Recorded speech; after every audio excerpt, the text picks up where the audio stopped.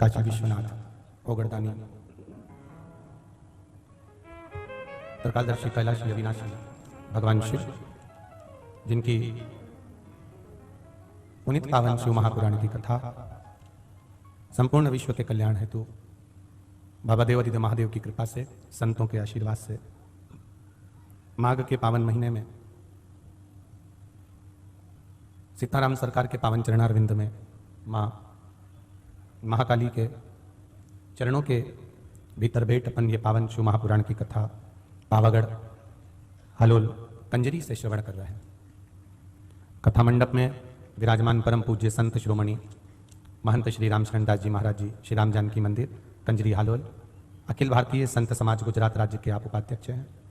परम पूज्य महामंडलेश्वर महंत श्री काठिया पीठाधीश्वर रामरतन देवाचार्य महाराज जी डाकोर से हमारे बीच में विराजमान हैं। परम पूज्य महंत श्री जगन्नाथ दास जी महाराज जी वेदांताचार्य वृंदावन से हमारे बीच में विराजमान है। परम पूज्य डॉक्टर रामप्रिय दास जी महाराज जी अयोध्या से हमारे बीच में विराजमान है। परम पूज्य महंत श्री सूरदास जी महाराज जी हरिद्वार से, परम पूज्य महंत श्री जयराम दास जी महाराज जी डाकोर से, परम पूज्य महंत श्री द्वारिका दास जी महाराज डाकोर से, परम पूज्य महंत श्री रामजीवन दास जी त्यागी जी मोड़ासा से, परम पूज्य महामंडलेश्वर गंगेश्वर आनंद दास जी महाराज जी बेलाखेड़ी से हमारे बीच में विराजमान हैं। सभी संत साधु सन्यासी तपस्वी साधक उपासक सभी संतों के चरणों को, ब्राह्मणों के चरणों को नमन करते हुए कथा मंडप में विराजमान सभी श्रोता भाई बहन जो भगवान की अविरल भक्तिमय शिव महापुराण की कथा को श्रवण कर रहे हैं। भगवान देवादिदेव महादेव त्रिकालदर्शी कैलाशी अविनाशी शिव जो संपूर्ण ब्रह्मांड का कल्याण करने वाले हैं, नित्य परमात्मा की जो भक्ति हमें प्राप्त होती है ये शिव की कृपा से ही प्राप्त होती है। और वही भक्ति यजमान परिवार श्री सीताराम सरकार, श्री संजय कुमार जयंती भाई जी पटेल, श्रीमती हिनल संजय कुमार जी पटेल, श्री राहुल कुमार जी नवीन भाई पटेल, श्रीमती रिद्धि राहुल कुमार जी पटेल यूएसए से इस पावन शिव महापुराण कथा के यजमान पद सीताराम सरकार जी की कृपा से प्राप्त करें हैं। कथा मंडप में विराजमान नगर क्षेत्रीय ब्राह्म विधायक जी, नगर पालिका अध्यक्ष जी एवं सभी सरपंचगण, शिव कृपा से जो भक्ति मिलती है वो भक्ति कोई साधारण नहीं होती, उसको अविरल भक्ति कहते हैं। एक भक्ति वो होती है जो थोड़े समय तक टिकती है, फिर बाद में वो भक्ति को लोग भुला देते हैं, फिर वो भक्ति रह नहीं पाती। 4 दिन भजन करा, 4 दिन के बाद हम वैसे की वैसे ही हो गए, 8 दिन भजन करा, 8 दिन के बाद हम वैसे की वैसे हो गए, तो ये भक्ति नहीं है। भक्ति का मूल उद्देश्य है भगवान का भजन, भगवान का कीर्तन, भगवत नाम, भगवत स्मरण। तेरी कृपा बिना न हिले एक भी अनु, लेते श्वास तेरी कृपा से तनु तनु। बखान क्या करूं मैं रातों के ढेर का, चपटी भगोत में खजाना कुबेर का। हे गंगाधार मुक्तिदार ओमकार तू, भोले ओमकार तू। आयो शरण तिहारी शंभो तार तार तू। महाराज भक्ति वो नहीं कि थोड़ा समय आपने कर लिया और उसके बाद उसको छोड़ दिया। भक्ति वो श्रेष्ठ होती है जिसमें कोई छल ना हो, जिसमें कोई कपट ना हो, जिसमें कोई बेईमानी ना हो, जिसमें कोई प्रपंच ना हो और जिसमें किसी के प्रति दोष देखने की दृष्टि ना हो। आप में से कितने लोग हैं जिनके घर में अचार डलता है? सब एक्सपर्ट हो अचार के? सबके अचार डलता है, सबके अचार बनता है, ठीक है। अचार बनाकर स्टील के बर्तन में रखते हो, एल्युमिनियम में रखते हो, चांदी में रखते हो, तांबे में रखते हो, पीतल में रखते हो कि चीनी का बर्तन, कांच।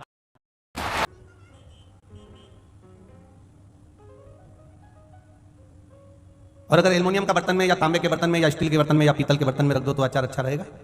नहीं रहेगा, सड़ जाएगा। कितने बर्तन तुम्हारे घर में, एक से बढ़कर एक बर्तन तुम्हारे यहां पर हैं, पर अचार रखने के लिए कांच का बर्तन, चीनी का बर्तन ही काम देता है। उसी तरह शिव महापुराण की कथा को हृदय में रखने के लिए शिव का भक्त जैसा पात्र ही होना चाहिए। शिव भक्त पात्र हो, शंकर का अवतार पात्र हो, शिव का गुणगान जिसने जिंदगी में करा हो, जीवन में करा हो, वही भक्त शिव की कथा को धारण कर सकता है। अब दाल की चम्मच है तुम्हारे पास में और पास में अचार की बरनी रखी है, तो तुम दाल की चम्मच से अचार निकाल लोगे क्या? बोलते जाओ जरा जल्दी जल्दी। नहीं निकालो। अब देखो कितने समझदार लोग बैठे हो। सब्जी की चम्मच पड़ी है उससे नहीं निकाल। क्यों नहीं निकालोगे? अरे महाराज अचार सड़ जाएगा, इल्ली पड़ जाएगी, उसमें कीड़े पड़ जाएंगे, इतने दिन तक फिर वो अच्छा नहीं रह सकता। इसलिए अचार की बरनी में साफ क्लीन एकदम साफ चम्मच डालेंगे और अचार की फांक निकाल लेंगे तो अचार सड़ेगा नहीं। उसी तरह भक्ति तो हम करते हैं, बरनी भी हमारी अच्छी है, अचार की है, पर काम, क्रोध, लोभ, मोह ये सब्जी से भिड़ी हुई चम्मच अंदर घुसेड़ देते हैं तो वो अचार सड़ जाता है। फिर वो अचार की कोई परिभाषा ही नहीं रहती, फिर अचार का कोई महत्व ही नहीं रहता। बस जितनी समझदारी आप में अचार डालने में है, अचार निकालने में है, उतनी समझदारी परमात्मा को पाने की है। काम में भिड़ी हुई भक्ति, क्रोध में भिड़ी हुई भक्ति, लोभ में भिड़ी हुई भक्ति, वासना में भिड़ी हुई भक्ति, ऐसी चम्मच जो दाल सब्जी में भिड़ी हो वो अचार नहीं निकालना चाहिए, सड़ जाता है। काम, क्रोध, लोभ, वासना, तृष्णा से भिड़े हुए अगर मन से हम भगवान का भजन कर रहे हैं तो वह भजन भगवान स्वीकार नहीं करता, बिगड़ जाता है, उसका कोई महत्व नहीं होता, वो बेकार हो गया, उसका कोई सार्थक रहा ही नहीं है। निर्मल मन सो मोहि पावा, मोहि छल छिद्र कपट ना। भगवान की जो कथा है, भगवान का जो भजन है, भगवान का जो कीर्तन है, भगवान का जो मंत्र जाप है, भगवान का जो स्मरण है, वो साधारण है, अविरल भक्ति दे रहा है, अविरल भक्ति, अविरल भक्ति।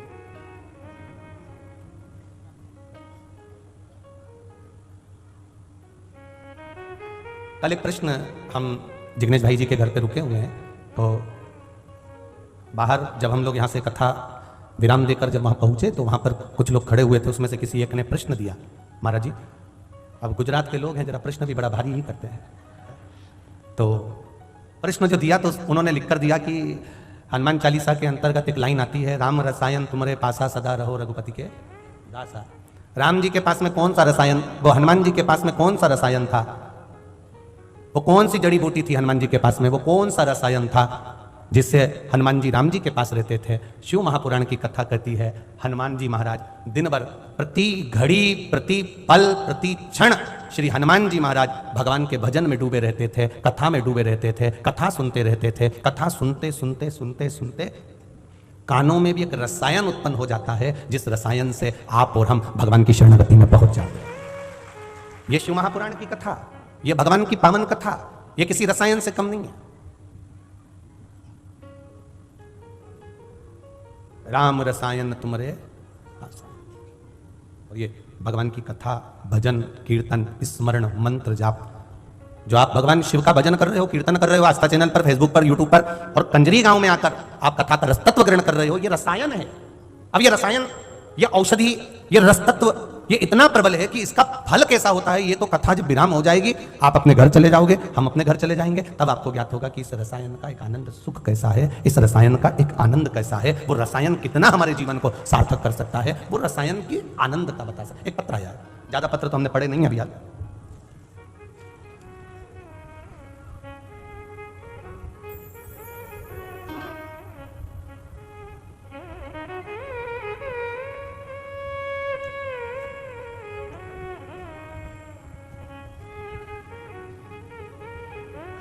मेरा नाम हंसा मुकेश जी अग्रवाल, दाहोद गुजरात से आए। कहीं बैठे हो तो हाथ हिलाइएगा। आप ही हैं? दोनों हाथ हिला दो एक बार। श्री शिवाय नमस्ते। गुरु जी, मेरा नाम हंसा मुकेश जी अग्रवाल है, दाहोद गुजरात से आई हूँ। मेरी सास को कोरोना में ब्रेन स्ट्रोक, हाफ पैरालिसिस हो गया, उनकी मुंह की आवाज़ पूरी चली गई। उनको नली से लिक्विड देते थे और डॉक्टरों ने मना कर दिया था और बोला था कि घर ले जाओ, सेवा करो। फिर हमने उनको घर पर लिया है और सेवा में लग गए। बहुत बुरी हालत उनकी अभी तक भी हो गई थी, पर गुरुदेव आपकी कथा जब सुनी और कथा सुनने के बाद एक लोटा जल हम शिव जी को चढ़ाना प्रारंभ करें, बेलपत्री चढ़ाते, उनको लाकर देते, जल भी चढ़ा हुआ लाकर देते और बेलपत्री भी लाकर देते। आज हम कंजरी की कथा में बाबा को प्रणाम करने के लिए, धोख लगाने के लिए, प्रणाम करने के लिए आए हैं, क्योंकि बाबा ने उनको अब धीरे धीरे ठीक करना प्रारंभ कर दिया। उनकी तबीयत में इतना सुधार आ गया कि वो अपने हाथों से खाना प्रारंभ कर दिए, अब लिक्विड लेना बंद कर दिया और चलने भी थोड़ा थोड़ा लगे हैं, और जो उनकी आवाज पूरी की पूरी कोरोना से चली गई थी, कुछ भी नहीं बोल पाते थे, अब वो बोलना भी चालू कर दिए हैं। ये शिव कृपा है, ये शंकर की दाता है। आराम है अब उनको। श्री शिवाय नमस्तुभ्यम। बैठिए। हर हर महादेव। ये शिव तत्व है। एक पत्र और देखिए।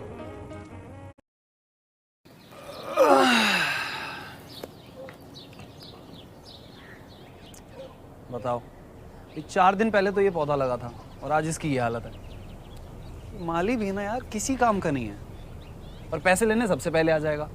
अब ये काम भी हम करेंगे क्या?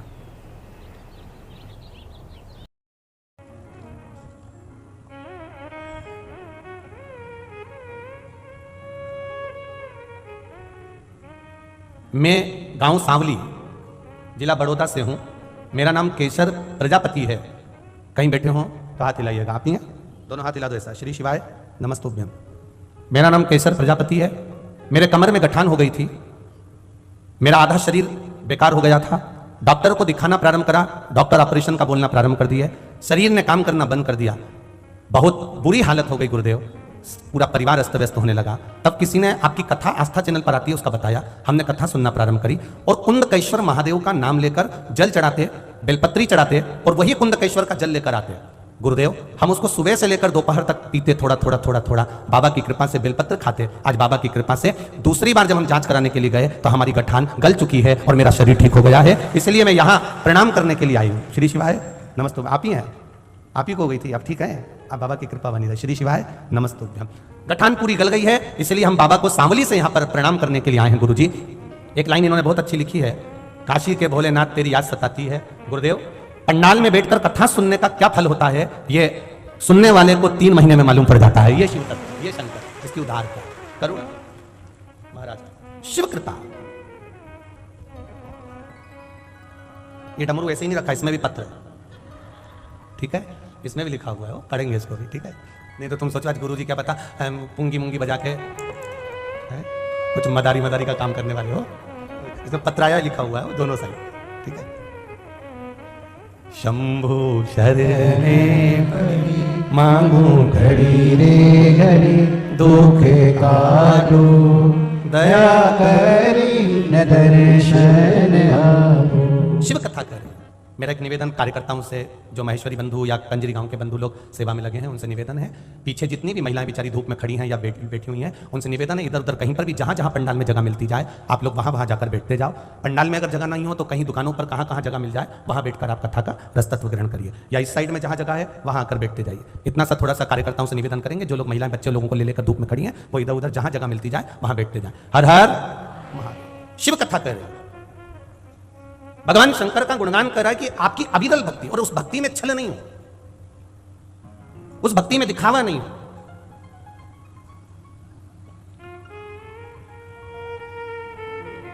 भक्ति जैसे अचार को निकालने के लिए झूठी चम्मच नहीं चाहिए, दाल या सब्जी का चमचा नहीं चाहिए, चम्मच नहीं चाहिए, उसी तरह जैसे अचार को निकालने के लिए झूठी चम्मच, दाल की चम्मच, सब्जी की चम्मच, किसी भी चीज की चम्मच अचार की बरनी में डालोगे तो वो सड़ जाएगी, वो अचार काम नहीं करेगा, बेकार हो जाएगा। अचार को निकालने के लिए चम्मच एकदम साफ चाहिए, उसी तरह परमात्मा को पाने के लिए मन एकदम निर्मल चाहिए। निर्मल मन सो मोहि पाप मोहि चल छिद्र कपट ना बाबा। भगवान को पाने का तरीका है निर्मल भक्ति, निर्मल भजन, और आपका विश्वास, आपकी दृढ़ता।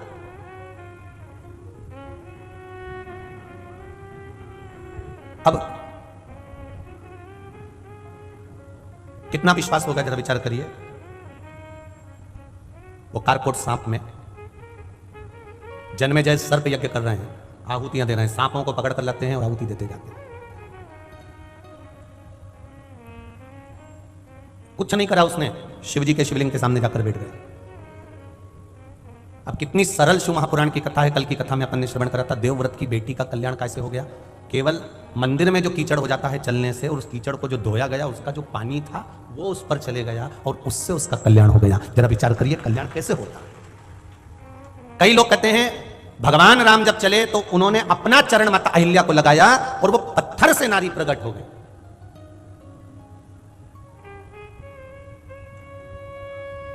पत्थर से नारी प्रकट हो गई, केवल चरण लगाया और नारी प्रकट हो गई। पर शिव महापुराण कथा में जो राम जी का थोड़ा सा संवाद दिया है, मेरे राम का जो गुणगान करा गया है, उस गुणगान में कहा गया कि मेरे राम जी ने चरण नहीं लगाया, मेरे राम जी ने तो केवल चरण उठाया था, और उठाते से नीचे से पवन देव ने हवा चलाई, और जो हवा चली तो उनके चरण की रज उड़कर उस पत्थर पर पड़ी और उसका कल्याण हो गया। मेरे राम किसी स्त्री को, किसी नारी को कभी चरण नहीं लगा सकते।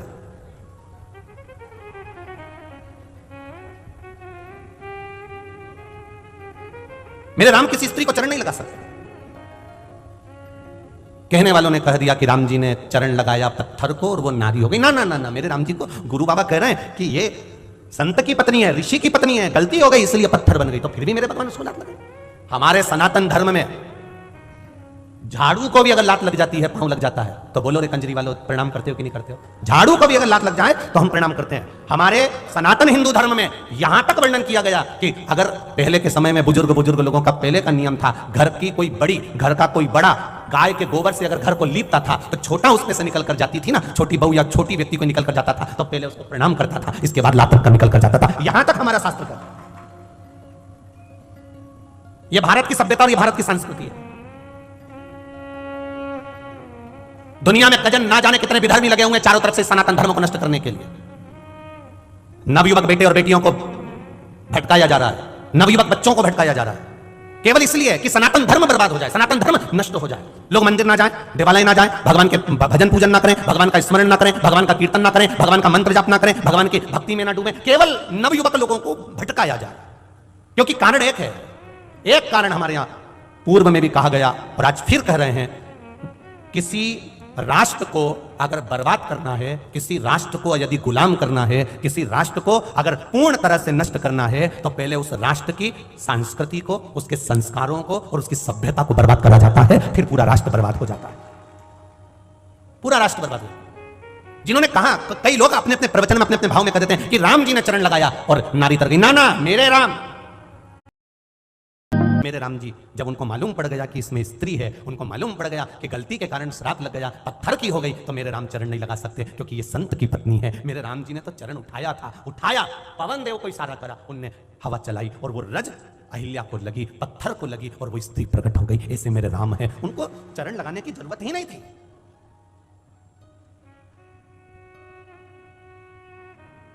हमारा सनातन धर्म तो यहां तक कहता है देली जानते हैं आप लोग, चौखट, दरवाजा, द्वार, यहां तक हमारा सनातन धर्म कहता है कि पहले घर की बहुएं जब निकलकर घर से बाहर जाती थी, अपने मायके जाती थी, तो देहली का पांव पड़कर जाती थी, दरवाजे का पांव पड़कर। अब सोचो कितना विचित्र हमारा सनातन धर्म होगा। महाराज 20,600 नदी भारत की भूमि पर है। कितनी है? जम के बोलो जरा। 20,600 नदियां भारत की भूमि पर विराजमान है, और ये 20,600 नदियां जहां जहां से निकल कर जाती है और जैसी जैसी निकल कर जाती है, प्रत्येक क्षेत्र में उसको माता कहकर पुकारा जाता है, उसका सम्मान किया जाता है। 20,600 पवित्र नदियां हैं। वेदव्यास जी ने शिव महापुराण के अंतर्गत वर्णन करा, स्कंद पुराण में वेदव्यास जी ने लिखा, अगर 20,600 पवित्र नदियां भारत की भूमि पर हैं और 20,600 नदियों में भी आप अगर स्नान नहीं कर पाए, 20,600 नदियों में भी आप डुबकी नहीं लगा पाए, 20,600 नदियों का कभी तुम दर्शन नहीं कर पाए, 20,600 नदियों तक तुम नहीं पहुंच पाए, 20,600 नदियों का आचमन नहीं कर पाए, 20,600 नदियों पर तुम पहुंच नहीं पाए, 20,600 नदियों का तुमने आचमन करा, ना स्नान करा, ना दर्शन करा, तो भी शिव महापुराण की कथा में वेदव्यास जी ने लिख दिया कि अगर 20,600 नदियों तक ना पहुंच पाओ तो एक बार शिव महापुराण की कथा तक पहुंचाना, पूरी नदियों के पवित्रता का भाव तुम्हें प्राप्त हो जाएगा। 20,600 नदियों तक ना जा पाओ, 20,600 नदियों में स्नान ना कर पाओ, 20,600 नदियों तक तुम आचमन ना कर पाओ, 20,600 नदियों का तुम दर्शन ना कर पाओ, 20,600 नदियों का तुम स्मरण ना कर पाओ, तो एक शिव महापुराण की कथा में जाकर बैठ जाओ। 7 दिन में तुम प्रतिदिन उन पवित्र नदियों का स्मरण अपने आप तुम्हें होता चले जाएगा, और ये शरीर को वो 20,600 नदियों का पुण्य फल अपने आप प्राप्त हो जाएगा, अपने आप। क्या शिव तत्व है?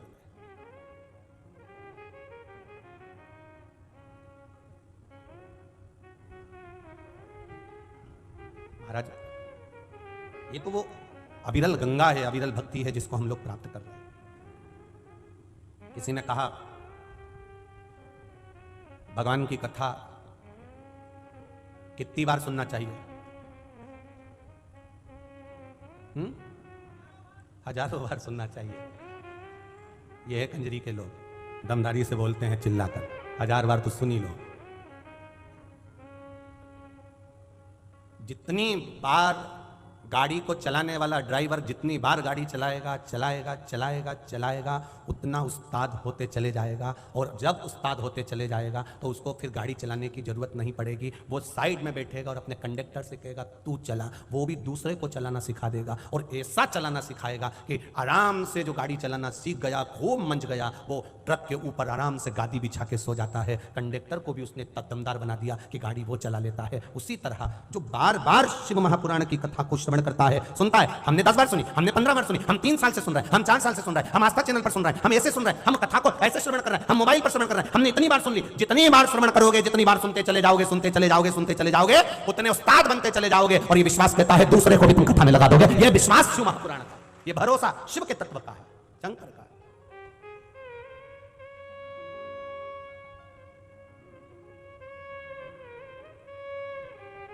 कोई कोई कपड़ा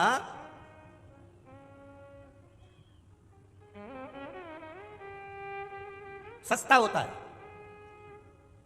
और जो सस्ता होता है वो कलर छोड़ देता है। बोलो रे भाई, यहाँ सूरत वाले भी बैठे होंगे, इनको तो ज़्यादा मालूम होगा क्योंकि कपड़े की ज़्यादा दुकानें, कपड़े की ज़्यादा फैक्ट्रियाँ सूरत में, उनको ज़्यादा अंदाजा होगा। सूरत वाले एक गोयल परिवार भी आया होगा शायद सूरत से, जिन्होंने पहले कथा करवाई है सूरत में, तो उनकी भी फैक्ट्रियाँ हैं 2-4। अब तो उनने फ्रांस में भी शायद फैक्ट्री वगैरह खोल ली है। तो अब जरा विचार करिएगा, जरा स्मरण करिएगा, कपड़ा सस्ता है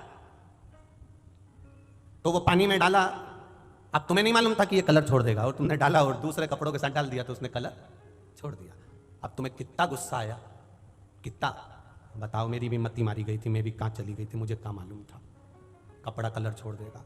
और कैसा कलर छोड़ा उसने, ये कपड़े ने दूसरे कपड़े को कलर में कर दिया। अब धोबिया धोए चाहे सारी उमरिया, धो ले, खूब धो। उस कपड़े का कलर छूटेगा जिसमें लग गया? नहीं छूटेगा। सस्ता था, बहुत महंगा था कपड़ा, तो वो कलर नहीं छोड़ा। बहुत महंगा था, कलर नहीं छूटा, कलर नहीं छूटा तो उसने दूसरे कपड़े को नहीं रंगा, पर सस्ता था इसलिए कलर छोड़ दिया। कोई कोई बहुत वीआईपी होता है, उसका कलर नहीं छूटता, वो उसे कोई मतलब नहीं, कोई मतलब नहीं कि कोई भजन करे तो ठीक, ना करे तो ठीक, कथा सुने तो ठीक, ना सुने तो ठीक। पर जो सस्ता होता है, एकदम सरल जो होता है, बिल्कुल सस्ता, वो कपड़ा ही एक ऐसा होता है जो कलर छोड़ के दूसरे को भी कलर में रंग देता है, वो सस्ता। ये अब लोगों ने कहा 33 कोटि देवी देवताओं में सबसे सरल, सबसे सस्ता एक ही देव, बोल दो जम के, महादेव। ना अंबर चाहिए, ना पीतांबर चाहिए, ना धन चाहिए, ना दौलत चाहिए, ना सत्ता चाहिए, ना वैभव चाहिए, ना अंबारियां चाहिए, केवल एक लोटा जल। और तुम्हारे पास में बेलपत्री नहीं है तो शंकर जी की कथा कहती है उन्हीं की उठा के धो के उन्हीं को चढ़ा दे। अब तुमने जो शिव जी को चढ़ाया, शिव जी की बेलपत्र उठाकर शिव जी को चढ़ाया, शंकर खुश हो गए। अब यह काम तुम किसी वीआईपी के घर पे जाना, प्रैक्टिकल करो, किसी वीआईपी के घर पर जाना और उसके सोफे पर बैठना और विचार करना मैं तो कुछ लेकर आई नहीं, कुछ मत, उन्हीं के घर का कोई सामान उठा लेना, उन्हीं के घर का, और उसको एक अखबार में लपेट के हैप्पी बर्थडे टू यू, उन्हीं का सामान, उन्हीं का वस्तु, उन्हीं की सामग्री उनको दे दो। अब वो जब खोलेगा फिर कंजरी वालों, तुम हालोल वालों को मत दे देना रे। फिर वो खोले और खोल के जब बोले और बोले तो तुम डोले, ये पक्का है। अब वो बोले, अब विचार करो, मेरा देवादिदेव महादेव कितना सरल है, मेरा देवादिदेव महादेव कितना सस्ता, कितना सरल, उसी की बेलपत्र उठाकर उसको चढ़ा रहे हो। और शिव महापुराण की कथा कहती है अगर बेलपत्र नहीं है, स्कंद पुराण करिए, नर्मदा पुराण करिए, लिंग पुराण करिए, अगर बेलपत्र नहीं है उसकी उठा के धो के उसी को चढ़ा दो, तो क्या होता है? शिव महापुराण की कथा कहती है हजारों तीर्थों का फल एक साथ प्राप्त हो जाता है। इतना फल है बेलपत्र को उठाकर दे देने पर, चढ़ाने पर। अब विचार करिए, दूसरे का सामान उठाकर दूसरे को दे दोगे तो फिर क्या स्थिति होगी? वो चिल्लाएगा, लड़ेगा, झगड़ेगा और गालियां देगा, अपशब्द कहेगा, ताने देगा, आड़ा टेढ़ा बोलेगा, बोलते जाएगा, बोलते जाएगा।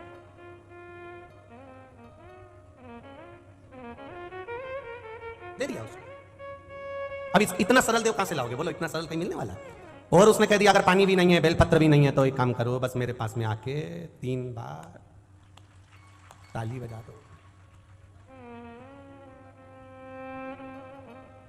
एक बार देवादिदेव महादेव गुजरात घूमने के लिए आ गए, पार्वती जी से बोले कि काशी में तो बहुत घूमी हो, चलो मैं तुम्हें सोमनाथ घुमा लाऊं। पार्वती जी बोली, सोमनाथ वो चंद्रदेव की काया का रोग समाप्त किया था आपने? हाँ। जिसके पीछे दक्ष प्रजापति ने मुझे श्राप दिया था, वो सोमनाथ, चलो। नवरात्रि का समय था, माता होन खूब सारा गरबा रम रही थी। अब गरबा रमते रमते लोग, वो तुमने देखा होगा, पहले ये गंडा वंडा से नहीं रमते थे, पहले तो हाथ से रमते थे। अब वो पार्वती जी इतनी खुश हो गई, माता पार्वती जी ने कहा, देखा भले तुम्हारे 2 ज्योतिर्लिंग है पर सत्ता मेरी है, देख लो तुम, देख लो। पूरे भारत में माता जी के मंदिर, टेकरी, माता जी की बड़े बड़े विशाल मंदिर पूरी दुनिया में जितने कहीं नहीं होंगे उतने गुजरात में होंगे। आई मेरी मां, गरबा चल रहा, रम रहा, सब देख रही मेरी मां, और भोलेनाथ जी से बोली, देख लिया कितनी सत्ता है अपनी, देखो आप कितनी सत्ता मेरी, कितना वैभव मेरा, कितना आनंद। शिव जी ने कहा, भले भजन तेरा कर रही है पर रिझा मुझे ही रही है। पार्वती जी ने कहा, आपको रिझा रही है? हाँ, तू खुद देख ले, किसी देवी देवता के मंदिर में ताली बजाने का प्रमाण है क्या? निकालो जरा, शास्त्र निकालो, किसी पुराण में लिखा, विष्णु पुराण में ये लिख दिया कि भगवान विष्णु के मंदिर में जाना और जाकर 3 बार ताली बजाना, इंद्र के मंदिर में जाना 3 बार ताली बजाना, देवी के मंदिर में जाना 3 बार ताली बजाना, गणेश जी के मंदिर में जाना 3 बार ताली बजाना, या किसी देवी देवता के मंदिर में जाकर ताली बजाने का प्रमाण हो तो बता दो, है कहीं? पर स्कंद पुराण और शिव पुराण, लिंग पुराण और नर्मदा पुराण कह रही है, यहां तक ब्रह्मवेत्ता पुराण भी कह रही है कि ताली बजाने का प्रमाण केवल देवादिदेव महादेव के चरणारविंद में ही है, वहां बजाई जाती है, शिव के पास में। तो भगवान देवादिदेव महादेव ने कहा, भले ये भजन तेरा गा रही हो, नाच रही हो, पर ये तुझे कम रिझा रही है, मुझे ज्यादा रिझा रही है। जब इधर ताली बजाती है फिर उधर बजाती है, ये यही कहती है, मेरा महादेव, मेरा। पार्वती जी बोली, अब मेरे से बात मत करना, मैं चली काशी, पहुंच गई काशी। अभी तुम लोग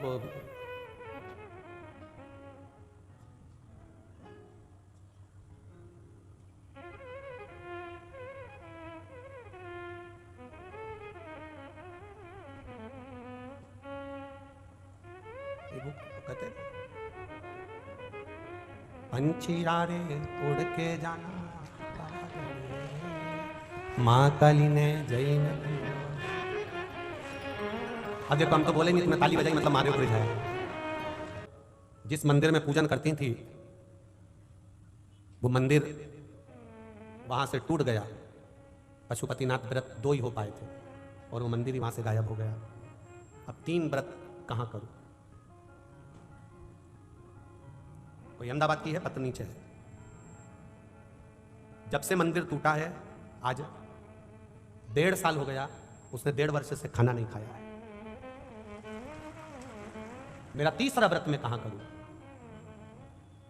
तब मैं धन्यवाद करूंगा वहां के रहवासियों को, जो मंदिर टूटा था उसका शिवलिंग जो लोग उठाकर ले गए थे, वो शिवलिंग उसके व्रत करने के लिए वापस वहां रखा और व्रत करवाया। शिव तत्व इसको कर, मैं धन्यवाद दूंगा। साधुवादता है आपका, आपका विश्वास, आपका भरोसा, आपकी दृढ़ता क्या ना देगी। एक पत्र आया, छोटा सा पत्र है, उस पत्र में उन्होंने लिखा है, मैं नडियाद से कोई बहन का नाम लिखा है, अब क्या नाम लिखा है मेरे को इतना ध्यान नहीं आ रहा, जनता बहन है क्या, वो कौन सी बहन लिखा है, नडियाद से छोटा सा पत्र है। किसने लिखा है? जिसने भी लिखा हो वो खड़ी हो जाना है। जिसका बेटा IAS ऑफिसर बना है, जिसने भी पत्र लिखा, छोटा सा, उसका नाम इसमें हमको समझ में नहीं आ रहा, पत्र छोटा है, जिसने भी लिखा हो वो अपनी जगह पर खड़े हो सकते हैं। नडियाद से हूं, मेरा बेटा 5 साल से परीक्षा दे रहा था IAS ऑफिसर बनने के लिए, पर क्लियर नहीं हुआ। और जब क्लियर नहीं हुआ तो किसी ने कहा कि पंडाल में बैठकर एक बार शिव महापुराण की कथा सुन ले और पशुपतिनाथ व्रत प्रारंभ कर। मैंने और मेरे बेटे ने बड़ोदरा की कथा का स्मरण किया और पशुपतिनाथ व्रत का क्रम प्रारंभ किया। बाबा की कृपा से आज मेरा बेटा IAS ऑफिसर बन चुका है। मैं बाबा को यहां प्रणाम करने, ये शिव तत्व है, ये ओघड़ी, ये दयालु है, ये कृपालु। भक्ति दड़ी करिए, विश्वास दड़ी करिए। लोग कहेंगे आपको, कंजरी क्यों जा रहे हो, टीवी पर भी तो कथा आ रही है, क्यों पंडाल में बैठकर सुन रहे हो, किस लिए जा रहे हो? पंडाल में बैठना मतलब कंकर संकर से अपने दिल की बात जब बैठते हो तो वो शरीर से कहा हुआ, चित्त से कहा हुआ वहां श्रवण करना। हम तो कई बार कहते हैं, जितने लोग मोबाइल पर सुन रहे हैं, टीवी पर सुन रहे हैं, उनसे भी कहेंगे दिल से सुनो, हृदय रखकर सुनो, 3 घंटे की कथा में आधा घंटा तो मूछ वाला भैया ले जाता है, बचता है 2.5 घंटा, और 2.5 घंटे में भगवान का भजन करने का मौका मिलता है। ऐसी लगन जोड़ लो महादेव से, ऐसा चित्त जोड़ लो महादेव से कि तुम टीवी के सामने बैठकर भी कथा सुन रहे हो तो मेरा महादेव तुम्हारे पास खड़ा हुआ है, तुम्हारे कष्ट को, तुम्हारे दुख को। करो भजन, जाओ शिवालय। शिव तत्व कारकोटनाथ बैठा सम्मुख में, सामने बैठा हुआ है, एकदम टकटकी लगाकर महादेव को देख रहा है, कुछ नहीं बोला, ना मंत्र है, ना तंत्र है, ना साधना है, कोई तपबल नहीं है उसका, केवल दर्शन है,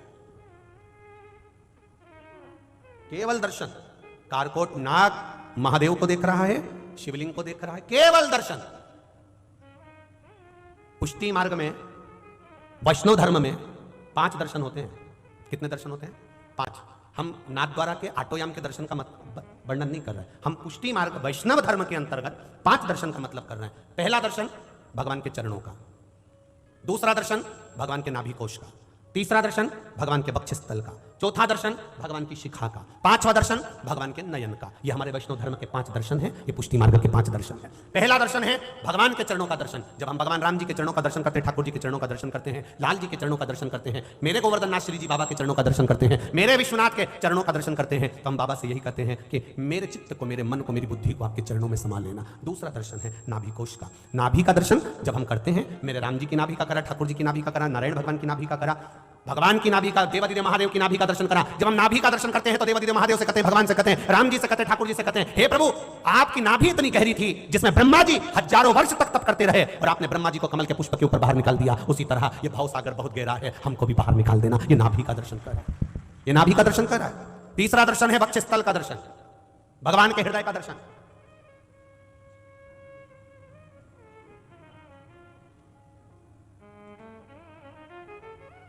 भगवान के हृदय का दर्शन, ये तीसरा दर्शन, ये तीसरा दर्शन। और भगवान के हृदय का जो दर्शन है, हम भगवान से, क्योंकि सारे संत, साधु, सन्यासी, तपस्वी, साधक, उपासक, भगत, ये सब जब प्राण छोड़ते हैं, कोई संत, कोई साधु, कोई सन्यासी, कोई तपस्वी, कोई भगत, भगवान का अपना प्रिय भक्त जब प्राण छोड़ता है तो वो कहाँ जाता है? तो कहा भगवान का प्रिय भक्त जब प्राण छोड़ता है तो भगवान के हृदय में जाकर बैठ जाता है, फिर उसका जन्म नहीं होता।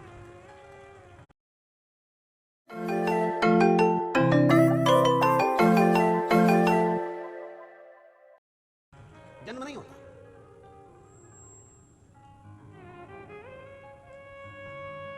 नींबू ज्यादा आते हैं तो अपन अचार डाल लेते हैं, केरी ज्यादा आती है तो अपन अचार डाल लेते हैं, आंवला ज्यादा आता है तो अपन मुरब्बा डाल लेते हैं, अचार डाल लेते हैं, मिर्ची अच्छी आ रही है तो अपन अचार डाल लेते हैं। अभी जिग्नेश भाई ने भी डाला है, पूछ लेना बोले, जो अच्छा आया हमने उसका अचार डाल लिया। अचार डालकर हमने उसको किसी बर्तन में नहीं रखा, कांच की बरनी में रखा। जब भी कोई फिल्म बनाने वाला फिल्म बनाता है तो इसको जो हृदय होता है ना, उसको दिल को कांच का टुकड़ा कहता है। इसलिए लोग गाना गाते हैं ना, अगर दिल हमारा शीशे के बदले पत्थर का होता, न टूटता न फूटता। मतलब ये हृदय कांच की बरनी है, और इस कांच की बरनी में मेरे नारायण, मेरे राम, मेरे शिव अपने भक्तों को संजो कर रख लेते हैं। इस दिल में, इस हृदय में, ये बरनी में भक्ति का, भगवान के हृदय का दर्शन मतलब सारे संतों का, साधुओं का, गुरुओं का, भक्तों का दर्शन अगर कहीं नहीं करने जा सकते, रोज कुंभ के मेले में नहीं जा सकते, तुम रोज कहीं संत का दर्शन करने नहीं जा सकते, तो मेरे भगवान के हृदय का दर्शन कर लो, उसमें सारे संतों का दर्शन है। तीसरा दर्शन है ये चौथा दर्शन है भगवान की शिखा, चोटी। नाथद्वारा जाओ तो मेरे श्री जी बाबा की चोटी ऊपर से नीचे, नीचे से ऊपर, ऊपर से नीचे जाती हुई तुम्हें दर्शन होंगे। श्रीनाथ जी का कोई फोटो हो, उनका दर्शन करेंगे तो शिखा का दर्शन होगा। लड्डू गोपाल हो, उनकी शिखा का दर्शन होता है। शिखा का दर्शन मतलब उन्नति की सीढ़ी पर कितने भी चढ़ जाओ, कितने भी चढ़ जाओ, पर भगवान के चरणों को मत भूलना। ये चोटी का, शिखा का। भारत के 10 लोग अमेरिका घूमने के लिए गए, उन्होंने एक होटल बुक कर ली, एंजॉय के हिसाब से गए थे घूमने पे, होटल बुक कर ली। होटल के मालिक ने कहा देखिए कमरा तो बुक कर लो, परंतु रूम जो है वो 100 मंजिल ऊपर मिलेगा। क्या चलेगा? लिफ्ट लगी है, लिफ्ट दबाई, 100 मंजिल ऊपर जाना आना, और उसमें दिक्कत क्या है? जाना आना चला। अब ये 10 लोग भारत के घूम रहे थे, 4-5 दिन घूमे, छठे दिन जब घूम कर आए, होटल में आए, बटन दबाई, लाइट नहीं थी। मैनेजर से कहा हमारा कमरा 100 मंजिल ऊपर है, हम कैसे जाएंगे? उन्होंने कहा सीढ़ियां लगी है, चढ़ जाओ। 100 मंजिल ऊपर, हाँ इन सीढ़ियों से चढ़कर जाइए। कोई नीचे का रूम दे दो ना थोड़े समय के लिए, रात भर तो रुकना, हमें कल वापिस जाना है। नहीं नहीं, रूम तो नहीं है, आपको 100 मंजिल ऊपर जाना पड़ेगा। 10 व्यक्ति ने विचार करा कैसे चढ़ेंगे, कि चढ़ जाएंगे, अपन तो भारत के रहने वाले हैं, चढ़ने में पीछे काटते हैं। अपनी अपनी बात के ना बात करते करते तो अपन कोसों दूर चले जाते हैं। कहो, एक व्यक्ति ने अपनी दुख भरी बात कही, 10 मंजिल ऊपर चढ़ गए। दूसरे ने दुख भरी बात कही, 20 मंजिल ऊपर पहुंच गए। तीसरे ने कही, 30 मंजिल ऊपर पहुंच गए। 90 व्यक्ति ने कहा, 90 मंजिल ऊपर पहुंच गए। 10वें व्यक्ति से कहा, अब तू अपनी दुख भरी कथा कह। उसने कहा, मैं अपनी दुख भरी कथा कहूंगा तो तुम सब रो पड़ोगे। ऐसी दुख भरी कथा तेरी कौन सी है? कुछ नहीं, कमरे की चाबी नीचे रह गई है। कमरे की चाबी। सब ने जूता निकाला, जो धोने पड़े ना ऐसा धोया। पहले बोलते नहीं बना, मेरा नंबर नहीं आया था, अब नंबर के चक्कर में 90 मंजिल ऊपर पहुंच चुका है। अब क्या करें? तो फिर सबने कहा नीचे जाओ। फिर नीचे आए। अच्छे से सुन लेना, समझ लेना, कितना भी धन कमा लेना, कितना भी वैभव कमा लेना, कितनी भी सत्ता कमा लेना, बैकुंठ नहीं मिलेगा धन और दौलत से। परमात्मा के बैकुंठ धाम जाने की चाबी यीशु महापुराण की कथा है। ऊपर से फेंक दिया जाएगा, जा वापिस नीचे, चाबी ला, फिर अंदर जा। और जिसको ये चाबी मिल गई, वहीं पे खड़े होकर बोलना चालू कर दिया, श्री शिवाय नमस्तुभ्यम, श्री शिवाय नमस्तुभ्यम। जैसे ही बोला तो चित्रगुप्त महाराज ने कह दिया, चाबी तुम्हारे पास में, अंदर चले जाओ, जाओ अंदर, और बैकुंठ का दरवाजा खुल जाएगा, आप प्रवेश कर जाओगे। ये चाबी है शिव कथा। भगवान शंकर का नाम ये चाबी है, भगवान का भजन ये चाबी है, शिव तत्व ये चाबी है, शिव की कथा ये चाबी है। केवल कंजरी वालों, हलवल वालों, या जितने आस्था चैनल पर सुन रहे हैं, जितने फेसबुक यूट्यूब पर सुन रहे हैं, केवल ये चाबी आपके पास में नहीं है। ये चाबी तो तुलसीदास जी के पास में भी थी, ये चाबी वेद व्यास जी के पास में भी थी। जितनी पुराण की रचना करी वेद व्यास जी ने, विष्णु पुराण लिखा, बराह पुराण लिखा, ब्रह्मवेत्ता पुराण लिखा, गर्ग संहिता, जितने भी पुराण, नारद पुराण, पद्म पुराण, जितने पुराण वेद व्यास जी ने लिखे, सबसे पहले सारे पुराण में सबसे पहले शंकर जी की कथा लिखी। रामचरितमानस तुलसीदास जी ने लिखी, सबसे पहले शंकर जी की कथा लिखी। वाल्मीकि बाबा ने वर्णन करा, सबसे पहले शंकर जी की कथा लिखी। ऐसी कोई पुराण नहीं, ऐसा कोई शास्त्र नहीं, ऐसा कोई वेद नहीं, ऐसा कोई पल नहीं जिसमें शंकर जी का गुणगान नहीं। क्यों? क्योंकि सबको मालूम था पहले ये चाबी का होना जरूरी है। जो शंकर का हो गया उसके लिए मार्ग खुल गया, जो शिव का हो गया उसके लिए मार्ग खुला। करो शिव का भजन।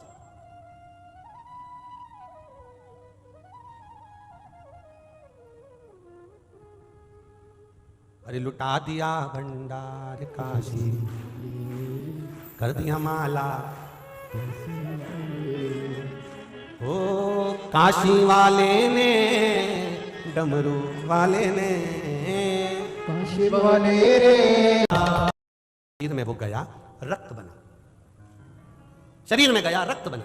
रक्त बनने के बाद वो तुम्हारे शरीर में आज तक दौड़ रहा है। वो रक्त जो तुम्हारे शरीर में 2 बूंद 4 बूंद 5 तारीख को जो तुमने खाया था, भले याद ना हो, पर शरीर में रक्त बनकर वो तुम्हारे शरीर में आज तक दौड़ रहा है। उसी तरह शिव पुराण तुम्हें याद रहे ना रहे, मरते दम तक वो तुम्हारे जीवन में दौड़ती रहती है, मरते दम तक।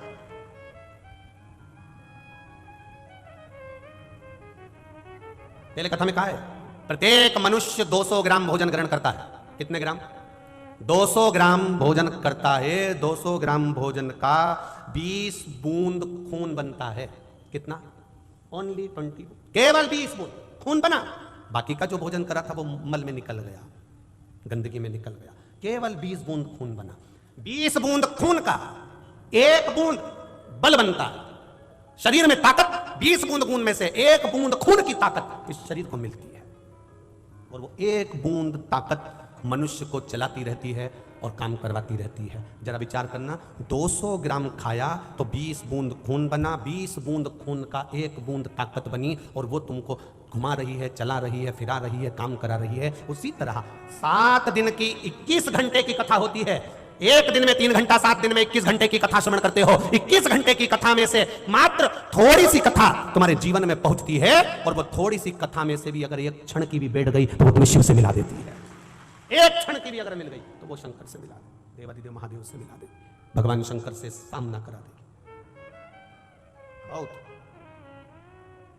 बस प्राप्त करने वाला चाहिए। शेर सामने बैठ गया, बोला नहीं, चाला नहीं, कुछ नहीं करा, पार्वती जी ने अपने साथ रख लिया। कारकोट सांप शिवलिंग के सामने जाकर बैठ गया, बोला नहीं, चाला नहीं, मंत्र नहीं, तंत्र नहीं, विद्या नहीं, कुछ भी नहीं।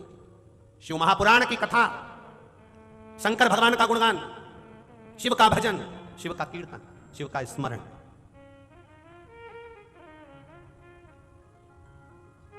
शिव का भजन, शिव का कीर्तन।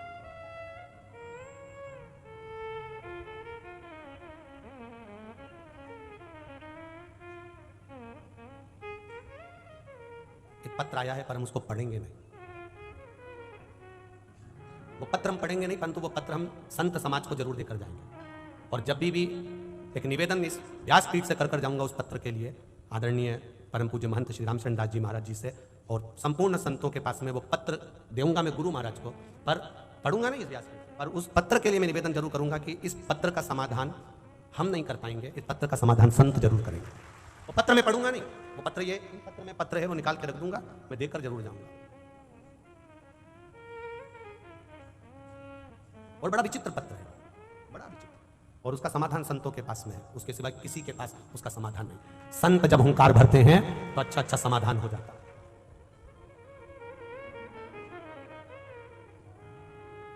संत जब हुंकार भरते हैं तो अच्छा अच्छा समाधान हो जाता है। महाराज शिव तत्व कह रहा है, भगवान शंकर का गुणगान कर केवल बैठना महादेव के सम्मुख में, केवल शिव जी की साक्षी में बैठना, शंकर भगवान की कथा में जाकर। कई लोग कहते हैं महाराज जी कथा में जाकर बैठने से फायदा क्या है? क्या फायदा है? कोई फायदा नहीं हो। कम से कम एक फायदा तो है, 3 घंटा तुम झूठ तो नहीं बोल रहे, 3 घंटा तुम पाप तो नहीं कर रहे हो, 3 घंटा तुम कपट तो नहीं कर रहे हो, 3 घंटा तुम बेईमानी तो नहीं कर रहे हो, 3 घंटा तुम मोबाइल पर किसी का बुरा तो नहीं कर रहे हो, 3 घंटा कम से कम भगवान के चरणों में बैठे ही होना। कुछ नहीं मिला तो ये तो मिला कि मन थोड़ी देर शांत तो रहा, इतना ही बहुत है, इतना ही बहुत। आज लाखों की संख्या में आप लोग आए हो, आपकी भक्ति, आपका विश्वास, आपकी दृढ़ता, आपका चित्त जब महादेव के चरणों में रमता है, आप कुछ नहीं देते महादेव को, कुछ नहीं, केवल भजन करते हो आप, केवल भजन। जरा विचार करना, कल व्यासपीठ से कहा था शिव मंदिरों में ताले लगे होते थे और जाले पड़े होते थे, कोई नहीं जाता था, केवल शिवरात्रि पर और सावन के महीने में महादेव की याद आती थी। आज कम से कम शिवालय में लोग जा रहे हैं, प्रेम बरस रहा। उसके बाद भी कई लोग ऐसे हैं जिनको वो भी रास नहीं आता कि ये क्यों आ रहे हैं, क्यों जल चढ़ा रहे हैं, क्यों बेलपत्र चढ़ा रहे हैं, क्यों इस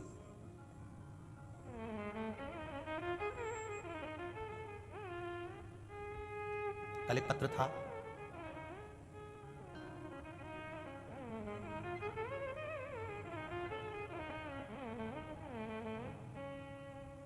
उस पत्र में लिखा हुआ था, ये यही होगा नीचे, हम लोग तो सब पत्र यही रख देते। उस पत्र में लिखा था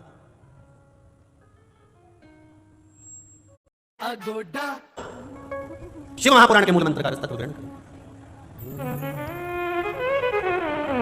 श्री शिवाय नमस्तुभ्यं, श्री शिवाय नमस्तुभ्यं, श्री शिवाय नमस्तुभ्यं, श्री शिवाय नमस्तुभ्यं, श्री शिवाय नमस्तुभ्यं। भोला सब दुख का डूबर, ओ भोला सब दुख का डूबर, शिव शंकर जप तेरी माला, भोले बाबा जप तेरी माला, भोला सब दुख का डूबर, ओ भोला सब दुख का डूबर। वेश मंगलकारी, वेश मंगलकारी, शमशान वासी हमारा, शमशान वासी हमारा, ओ भोला सब दुख काटो मार, ओ भोला सब दुख काटो मार। भगवान शिव की कथा करें, आप हृदय से श्रवण करें, वो हृदय से सुख देता। तारकोट मौन होकर बैठा है, कुछ नहीं पढ़ रहा, कुछ स्तुति नहीं कर रहा, कोई मंत्र नहीं जानता, कोई तप नहीं जानता, केवल भगवान को निहार।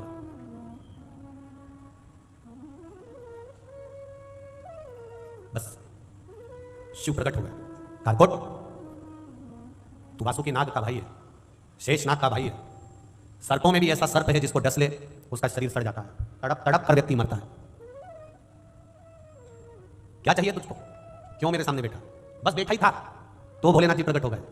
जरा विचार करिए, जिंदगी के मोड़ पर कभी तकलीफ में आ जाओ, कष्ट में आ जाओ, परेशानी में आ जाओ, कहीं दुनिया के लोग कहें कि वहां चले जाओ, वहां पर ये हो रहा है, वहां भभूत बट रही है तो वहां बेल मिल रही है, तो वहां ये मिल रहा है, ये ढोंग और प्रपंच में नहीं पड़ना। हाँ, शिव के मंदिर में जाकर तुम्हारे नजदीक में जो शिवालय हो, जो मेरा बाबा बैठा हो, उसके पास जाकर बैठ जाना, सारे दुख हर लेगा, सारे दुख।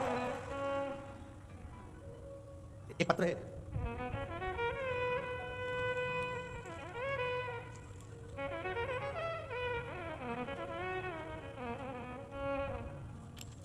शंभु दुख काटो, दया करी दर्शन आपो। वो पत्र ढूंढना पड़ेगा, जिन्हें भी लिखा होगा वो पत्र जो है बड़ौदा की कथा में एक माँ ने अपने बच्चे से कहा कि तेरा सीए पास नहीं हो रहा, तो एक काम कर, बड़ौदा में कथा हो रही है, शिव महापुराण की कथा, एक काम कर, तू वहां चले जा और वहां जाकर जो सेवा मिल जाए तेरे को वो पंडाल में सेवा। देखिए पत्र, जिसने पत्र लिखा हो और उसका लड़का सीए में पास हो गया, जिसने भी लिखा हो, आपने लिखा है, हम पत्र में ढूंढना पड़ेगा, इसलिए धन्यवाद आप खड़े हुए उसके लिए, बहुत बहुत साधुवाद। अब इसमें नाम वगैरह थोड़ा सा मेरे पास में पत्र ढूंढूं मैं पहले। शंभु शरण घड़ी रे घड़ी दुख काटो, दया करी न दर्शन आपो। शंभु शरण पड़ी मांगो घड़ी रे घड़ी दुख काटो, दया करी न दर्शन आपो। पत्र ढूंढना पड़ेगा। श्री शिवाय नमस्ते। क्या नाम लिखते बाबू? जरा देना माइक, पहुंचा दो। सिद्धार्थ, हाँ सिद्धार्थ, पहुंचा दो।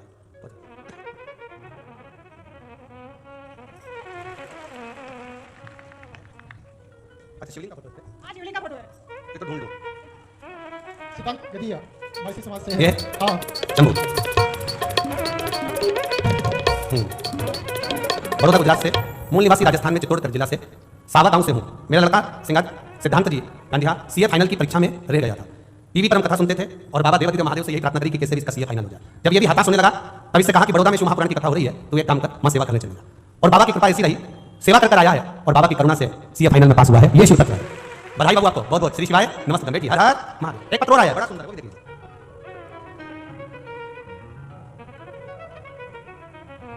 ये सब पत्र, इसमें नाम मेरे को समझ नहीं आ रहा, गुंजा लिखा है कि क्या लिखा है, ठीक है। जिसका भी पत्र है, जिस देख लो जरा एक बार, कोई जिसने पत्र लिखा है, उसने लिखा है मैं बड़ौदा गुजरात की रहने वाली हूँ। अब गुंजा नाम लिखा है, क्या लिखा है? बड़ौदा गुजरात की रहने वाली हूँ। आपने कहा था कि जो एक बार पंडाल में आने से महादेव मनोकामना पूर्ण करता है। मेरी बेटी 3 साल से सीए का एग्जाम दे रही थी, पर एक बार भी वो उत्तीर्ण ना हो पाई और बाबा की कृपा से बड़ौदा की कथा में वो आई और बड़ौदा की कथा में बैठकर कथा सुनी और वो सीए पास हुई। ये पत्र जिसने भेजा हो, आप ही ने भेजा? हाँ, एक बार दोनों हाथ हिलाते हैं। श्री शिवाय नमस्ते, बधाई आपको, बहुत बहुत बहुत बहुत साधुवाद। ये शिव तत्व है। ओ घड़ी, ओ घड़ी है, अड़भंगा, वो तो कहीं आपको साधुवाद देना चाहिए परम पूज्य महंत श्री रामचंद्र जी महाराज को, जो वो सीहोर से इस गंगा को पकड़कर कंजरी तक लेकर आए। बहुत बहुत साधुवाद देना चाहिए। और यजमान परिवार को भी साधुवाद दूंगा कि कंजरी वालों को ये मौका मिला है, हलवल वालों को ये मौका मिला है। कथा यजमान परिवार को साधुवाद दूंगा जिन्होंने यहाँ बिठाकर ये पावन कथा का रसतत्व ग्रहण कराया, उसके लिए साधुवाद।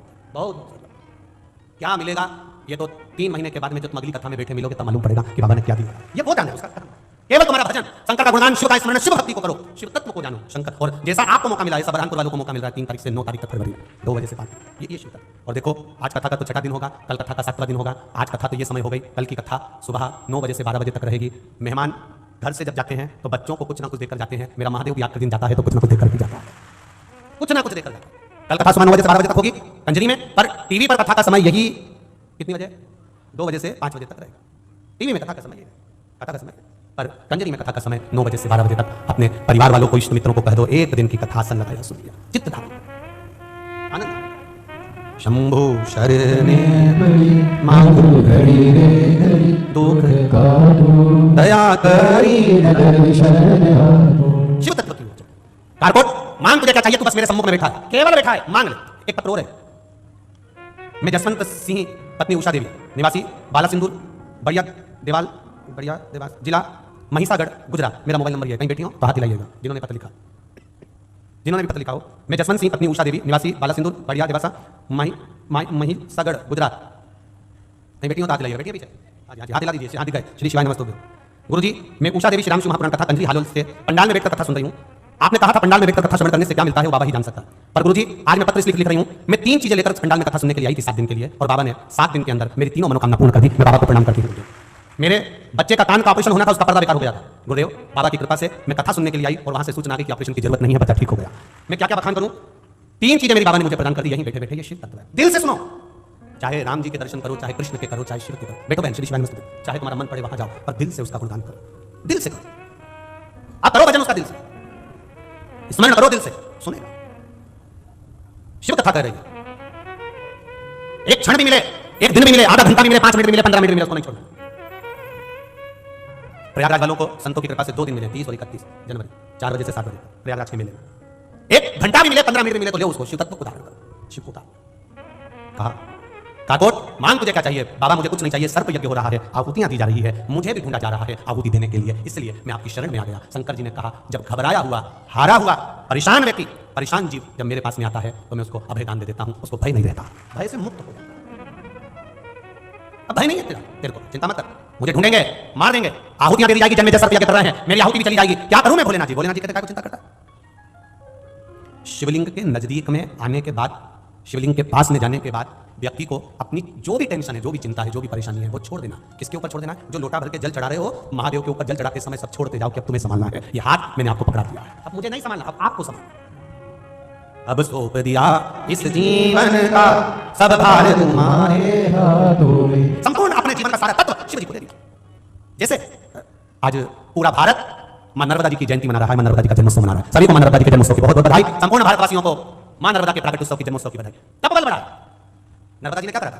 क्या करा नर्मदा जी ने? बस केवल देवादिदेव महादेव के स्वरूप से प्रकट होकर उन्हीं के सामने जाकर खड़ी हो गई। कुछ नहीं बोली, कुछ नहीं, एक शब्द भी नहीं बोली, बस खड़ी है और देवादिदेव महादेव ने दे दिया। ब्रह्मा जी के कमंडल में जाकर बैठ जा। नर्मदा जी बोली मैं और ब्रह्मा जी के कमंडल में? हाँ। क्यों? भगवान शंकर जी ने कहा, ब्रह्मा जी ने भगवान नारायण के चरण डुलाए थे, उनका कमंडल का पानी खाली हो गया था, उनका कमंडल खाली है। जो ब्रह्मा जी ने चरण डुलाए थे उनके कमंडल का जल ब्रह्माणी ने अपने कमंडल में झेल लिया है। वो कमंडल का जल जब भागीरथ बाबा तब करेंगे, साधना करेंगे, तो वो कमंडल का जल भागीरथ जी के कहने पर शंकर जी कहते हैं मेरी जटा में आता है और वो जल गंगाल में से निकला तो गंगा जल बन जाता है। तो ब्रह्मा जी का जो कमंडल खाली हुआ है उसके अंदर जाकर बैठ जा। पहले नर्मदा जी का नाम सरिता था, सरिता जाओ बैठ जाओ ब्रह्मा जी के कमंडल में। ब्रह्मा जी के कमंडल का नाम नारबद्य था। जब राजा पुरुकुस ने तप करा तब सरिता कमंडल में से निकलकर बाहर आई। तब देवादिदेव महादेव ने कह दिया तेरा नाम नारबद्य से निकलने के कारण नर्मदा होगा, तो जनमानस का कल्याण कर, संपूर्ण विश्व का उद्धार करने वाली। जा, गंगा का स्नान, यमुना का पान और नर्मदा जी का दर्शन संपूर्ण विश्व का कल्याण कर देता, संपूर्ण विश्व का कल्याण कर देता। और गुजरात वालों का तो सुख की बात है, माई नर्मदा वहां से चलकर गुजरात को पूर्ति कर रही है और संपूर्ण गुजरात का कल्याण कर रही है। ये मां नर्मदा। एक लाइन का स्मरण, कोई खड़ा नहीं होगा, पक्का पक्का ना? खड़े तो नहीं हो गए? हाँ बस ठीक है। थारो नीरमल नीरमल पानी नर्मदा महारानी, थारो नीरमल नीरमल पानी नर्मदा महारानी, नर्मदा महारानी, नर्मदा महारानी, नर्मदा महारानी, नर्मदा महारानी। तुम नहीं सुनो, खड़े हो ही गया। थारो नीरमल नीरमल पानी नर्मदा महारानी, थारो नीरमल नीरमल पानी नर्मदा महारानी, ओ नर्मदा महारानी, नर्मदा महारानी, ओ नर्मदा महारानी, नर्मदा महारानी। थारो नीरमल नीरमल पानी नर्मदा महारानी, थारो नीरमल नीरमल पानी नर्मदा महारानी।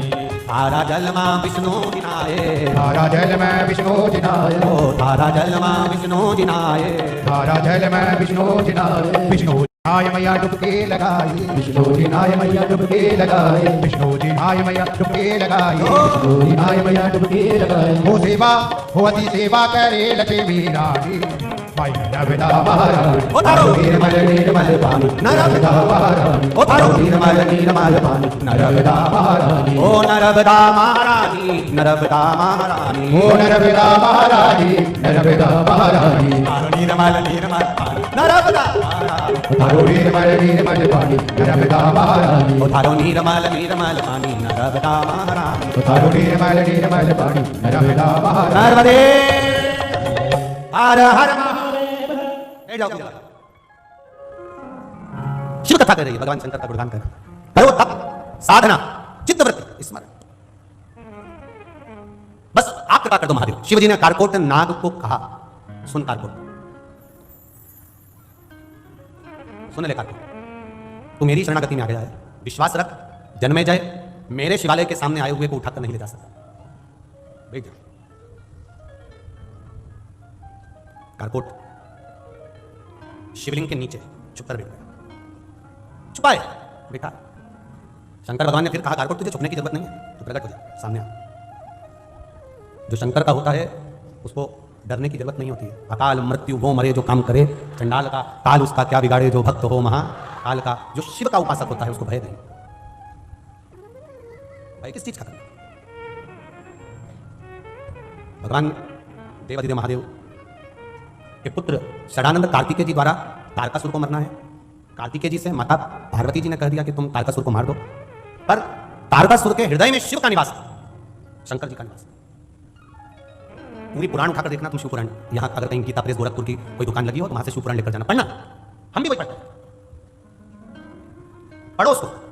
और गीता प्रेस गोरखपुर की शिव महापुराण को पढ़ना, उसमें ध्यान लगाकर पढ़ना कि भगवान शंकर की दुश्मनी किसी भी असुर से नहीं थी, एक भी असुर से शंकर जी की दुश्मनी नहीं है। किसी से भी रावण से उनकी दुश्मनी नहीं, कंस से उनकी दुश्मनी नहीं, तारकासुर से उनकी दुश्मनी नहीं, त्रिपुरासुर से उनकी दुश्मनी नहीं, तारकासुर के 3 बेटे तारकासुर तुम्हारी कमलाक्षी से उनकी दुश्मनी नहीं, भस्मासुर से उनकी दुश्मनी नहीं, किसी से उनकी दुश्मनी नहीं। भस्मासुर तो शंकर भगवान का भक्त था, इतना भक्त कि शिव जी के पीछे पड़ गया। भोलेनाथ जी ने कहा क्या चाहिए तेरे को? कुछ नहीं, सेवा दे दो बस।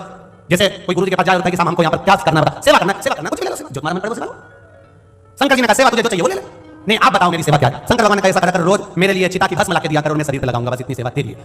अब वो भस्मासुर चिता की भस्म लेकर जाता, शिव जी को दे देता। एक बार भस्मासुर भस्म ढूंढने गया, 2-4-6 महीने बाद उसको भस्म नहीं मिली, बड़ा टेंशन में आ गया, मेरी सेवा अधूरी रह गई। उसकी पत्नी ने पूछा तुम रोटी क्यों नहीं खा रहे, भोजन क्यों नहीं कर रहे? उसने कहा शंकर जी ने सेवा दी थी चिता की भस्म लाने के लिए, अब तो लोग मर ही नहीं रहे, तो भस्म कहां से लाऊंगा? पत्नी भी चतुर थी, उसने कह दिया अपनी खुद की फैक्ट्री चालू करो, दूसरे की फैक्ट्री का माल कब तक लाओगे? अपनी खुद की कंपनी डालो, आत्मनिर्भर भारत, स्वयं का कोई व्यापार करिए, अपनी खुद की कंपनी चालू करिए। क्या करना पड़ेगा? शंकर भगवान से वर प्राप्त करो कि तुम जिससे हाथ रखो वही बस ताजी ताजी भस्म तुम्हें रोज मिल जाएगी, तुम शिव जी को दिया, अपनी खुद की कंपनी, तुम्हारा मन पड़े उसको निपटा दो, हाथी तो रखना। पति के दिमाग में बैठ गई और वो शंकर जी का तप करने चले गया। भोलेनाथ जी ने कहा मांग तुझे क्या चाहिए? प्रभु रोज चिता की भस्म ढूंढने जाता हूं, कभी मिलती कभी नहीं मिलती, वो टेंशन में आ जाता हूं, आपको रोज भस्म चाहिए, कब तक दूसरी कंपनी का माल लाऊंगा, इसलिए मुझे आशीर्वाद दे दो, जिससे हाथ रखूं वही भस्म। शंकर जी भी भोले थे, उन्होंने कह दिया तत्काल। अब पति सीधे अपनी पत्नी के पास गया, अरे सुनती हो धर्मपत्नी बोली क्या बात है? आशीर्वाद मिल गया, जिससे हाथ रखूंगा वही भस्म। पत्नी चढ़ गई छज्जे पे, उसने कहा अपनी फैक्ट्री का माल कभी यूज नहीं करना। जिसकी खुद की किराने की दुकान होती है वो अपना बर्नी को खोलकर उसमें से टॉफी कभी नहीं खाता, दूसरे की दुकान में जाके खाता। तो उसने सोचा ये अपने को निपटा देगा, तो ऊपर चढ़ गई। अब ऊपर चढ़ के क्या बोली? आशीर्वाद मिल गया, आओ जिसे हाथ रखूंगा वो भस्म। किसी पे प्रैक्टिकल करके देखा? शंकर जी पे 1% भी विश्वास मत करना, वो कभी भी आशीर्वाद पूरा नहीं देते। अच्छा हाँ प्रैक्टिकल करके देख लो, किस पे हाथ रखो तू बता, जिसने आशीर्वाद दिया उसी के पास चले। अगर उन्हें सही दिया होगा तो मालूम पड़ जाएगा, और नहीं दिया होगा तो मालूम पड़ जाएगा, बस चले गया। हर महादेव। भोलेनाथ जी ने पूछा यहाँ क्या गया? प्रैक्टिकल करना है। कैसा प्रैक्टिकल? तुम्हारे ऊपर हाथ रखना। पास में बैठी थी पार्वती जी, सबसे पीछे भाग गई पीछे। जिस दिन से शंकर जी के पास भस्मासुर आया उस दिन से पार्वती पीछे हो गई। किसी भी शंकर जी के मंदिर में जाकर देख लेना, शंकर जी यहाँ बैठे मिलेंगे, पार्वती पीछे हाथ जोड़ के बैठे, इन्हीं से मिलो। पार्वती हमें हाथ जोड़ के ये हमसे हमारे पास आने मत, इनसे मिल जो कुछ आराम से ऊपर बैठी पीछे साइड में जाओ तुम इनसे। शंकर भगवान ने मन में सोचा तेरे को अक्ल कौन ने दी? तो भस्मासुर बोला सबसे ज्यादा चतुर है एक ही है। कौन? जो गले में मंगलसूत्र पहनती है, वो खुद का मंगल करती बाकी का सबका अमंगल कर देती, वो बड़ी विचित्र है। अच्छा हाँ, उसी ने कहा प्रैक्टिकल तो करूंगा। महादेव बोले मेरे ऊपर क्यों कर रहा है? तू घर गया था ना अपनी पत्नी के पास, वही तो ऊपर बैठ के बोली है। महादेव बोले कितनी चतुर है, पता ऊपर बैठ के वो बोली और हमको निपटाने चली। महादेव बोले मेरे ऊपर हाथ नहीं रख सकते। इतने में भस्मासुर बोला मुझे पहले मालूम था, मेरी पत्नी बोली थी तुम कभी पूरा आशीर्वाद नहीं देते हो, अब तो तुम्हारे ऊपर रख के देखूंगा कुछ भी होता। पड़ गया पीछे, महादेव आ गए, भागते गए भागते गए भागते गए। भगवान विष्णु ने पूछा क्या हो गया? भस्मासुर आ रहा आशीर्वाद दे। सब भगवान नारायण ने स्त्री का रूप ले लिया, भस्मासुर के सामने जाके खड़े हो गए। कितने हैंडसम हो, एकदम प्रिंस लग रहे हो, एकदम जोरदार राजा दिख रहे हो। अच्छा इतना सुंदर हो? हाँ। भस्मासुर ने कहा तुम भी कम सुंदर नहीं हो, मेरे से शादी करोगी? भगवान विष्णु बोले मैं तो कब से तुमसे शादी करने को तैयार हूं, मुझे नृत्य का बड़ा शौक है, नाचने का, मेरे बराबर अगर कोई नाच लेगा तो शादी कर लूं। इतने में भस्मासुर बोला मैं तो नाचने में एक्सपर्ट, नाच लेता हूं। भगवान बोले मैं जैसा नाच वैसा नाचना पड़ेगा, नाचो। भगवान ने ऐसा करा, भस्मासुर ने ऐसा करा, भगवान ने ऐसा करा, भस्मासुर ने ऐसा करा, भगवान ने ऐसा करा, भस्मासुर ने ऐसा करा, भगवान ने ऐसा करा, भस्मासुर ने ऐसा करा, भगवान ने ऐसा करा।